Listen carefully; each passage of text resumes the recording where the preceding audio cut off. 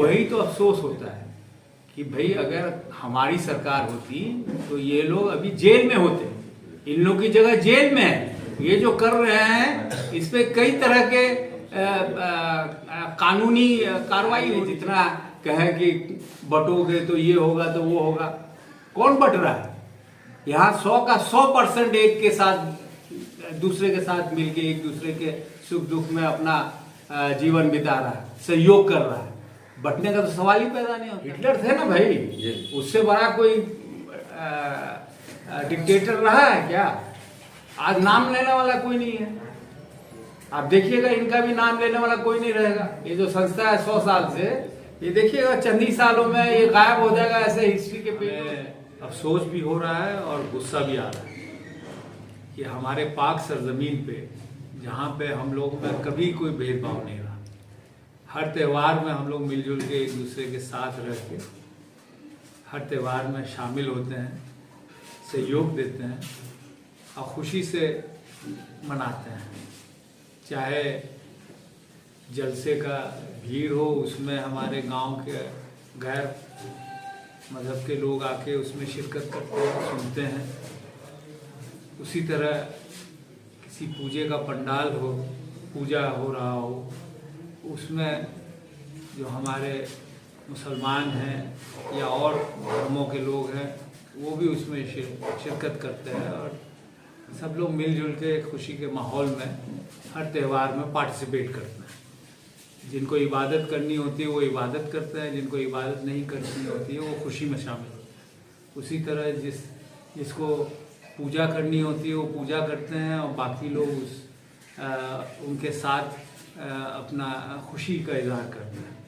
तो ये हमारी सभ्यता रही है और ये सिर्फ सीमांचल किशनगंज नहीं, पूरे हिंदुस्तान में हर जगह इन्होंने कोशिश की माहौल को बिगाड़ने की, बहुत जगह सफल हुए। लेकिन मुझे यकीन है और मैं बताना चाहता हूँ आपके माध्यम से ये आरएसएस के लोगों को, आदरणीय प्रधानमंत्री जी को, कि आप सीमांचल में अपना ये एजेंडा छोड़ दें, क्योंकि ये एजेंडा आपका यहाँ सफल होने वाला है नहीं और यहाँ के लोग आपको कतई बर्दाश्त नहीं करते। अभी तक आपको वोट मिलता था, मुझे लगता है ये जो वाकया हुआ है इसके बाद तो शायद सीमांचल से आपका खाता खुलेगा या नहीं खुलेगा उसमें भी हमको पूरा यकीन है नहीं हो पाएगा। लेकिन सबसे अफसोस की बात यह भी है कि आदरणीय नीतीश कुमार जी जो सेकुलरिज्म की बात करते हैं, सबको ले दे के चलने की बात करते हैं, कि उनके तरफ से अभी तक कोई पहल नहीं हुआ। अगर सही मायने में बिहार के हित में वो राज चला रहे हैं तो अभी तक इन नफरत फैलाने वाले नेता को इस पे कानूनी कार्रवाई होनी चाहिए थी। इनकी जो सही जगह है जेल में होनी चाहिए थी। लेकिन अफसोस की बात यह है कि उनके तरफ से कोई पहल नहीं हुआ। तो इस मौके पे आपके माध्यम से मैं जो जनता है उससे मैं अपील करना चाहता हूँ कि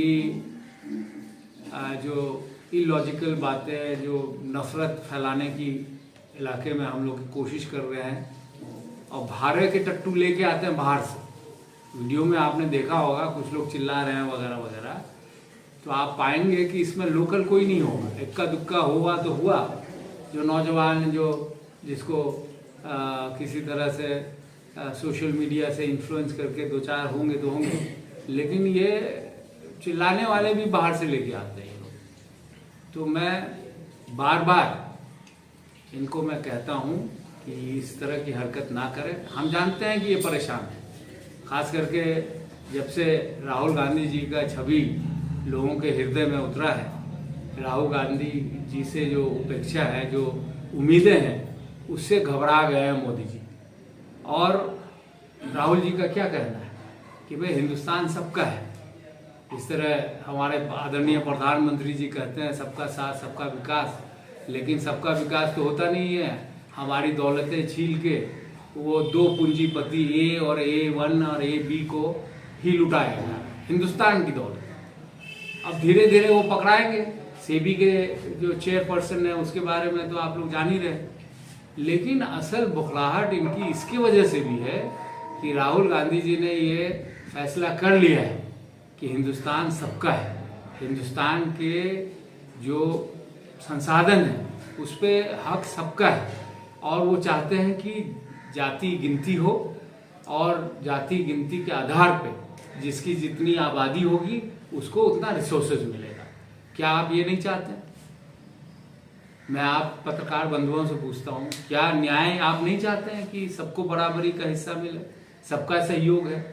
आप नमक खरीदने जाते हैं उसमें आप भी टैक्स देते हैं, और आपके उनके जो दो A1 और AB जो मित्र हैं वो भी उतना ही टैक्स देते हैं।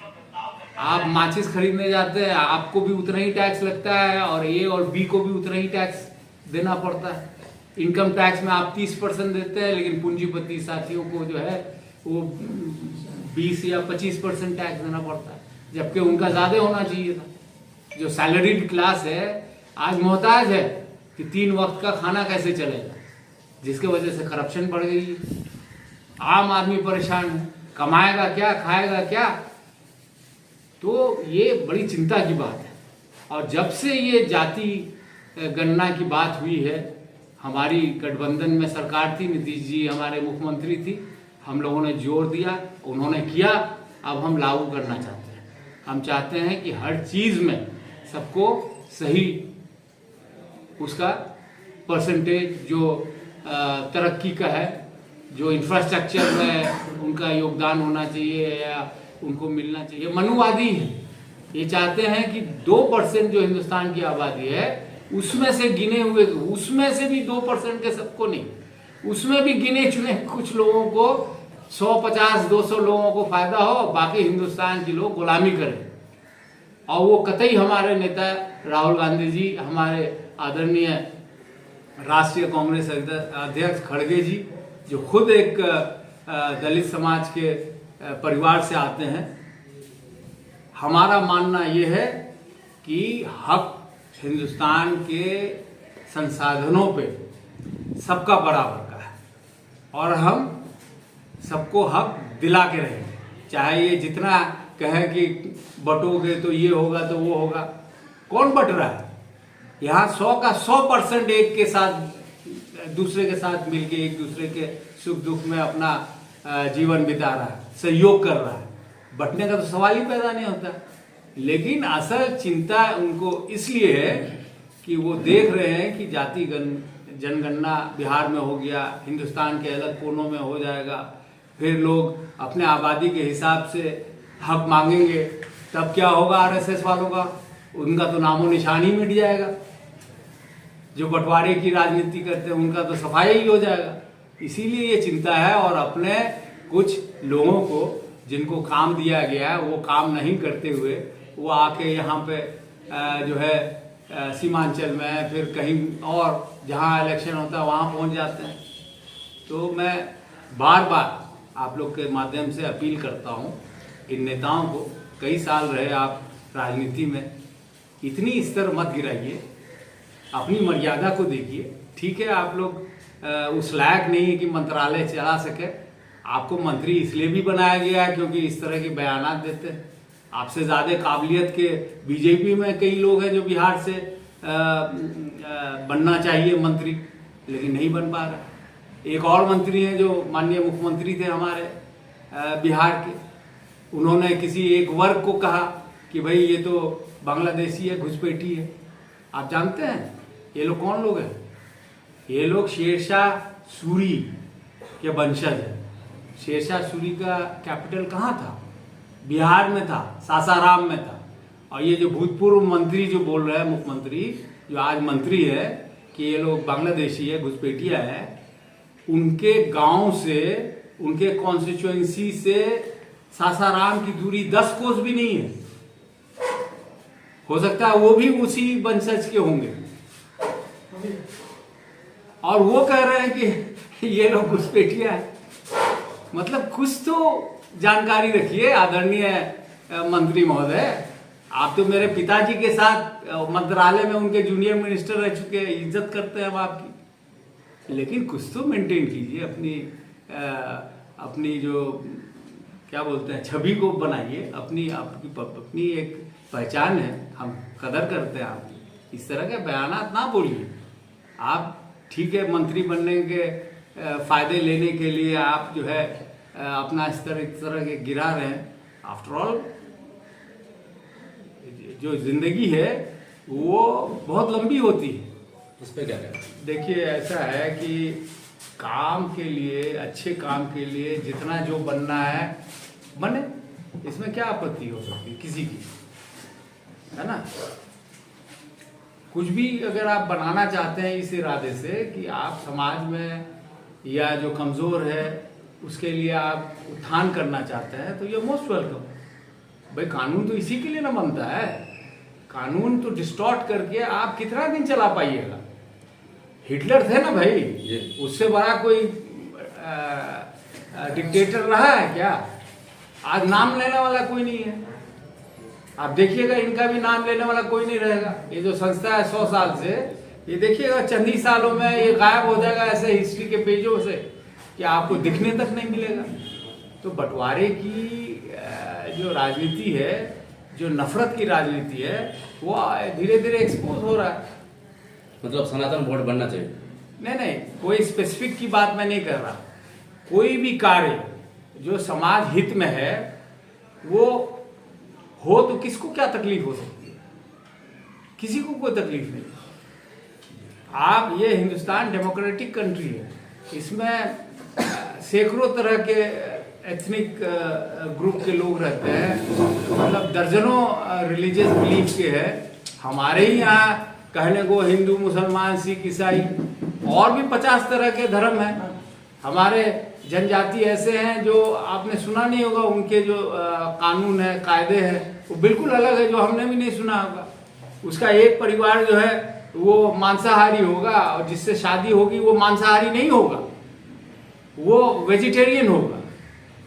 और उसी तरह बहुत तरह के, ये तो एक हमारे एमपी थे उड़ीसा के, उनसे पता चला कि उड़ीसा नहीं, सॉरी, छत्तीसगढ़ के, कि वो जो है नॉनवेज नहीं खाते, लेकिन उनकी पत्नी जो थी वो नॉनवेज परिवार से ही आएगी, वो वेज नहीं आएगी। इसी तरह से बहुत है।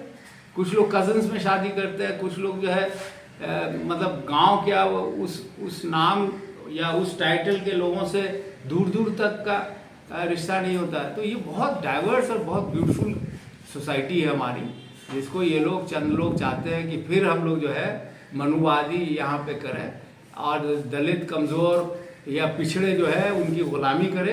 तो वो ज़माना चला गया और वो ख्वाब देखना बंद कर दिए तो बेहतर होगा। वो बांटने का काम कर रहे हैं समाज को।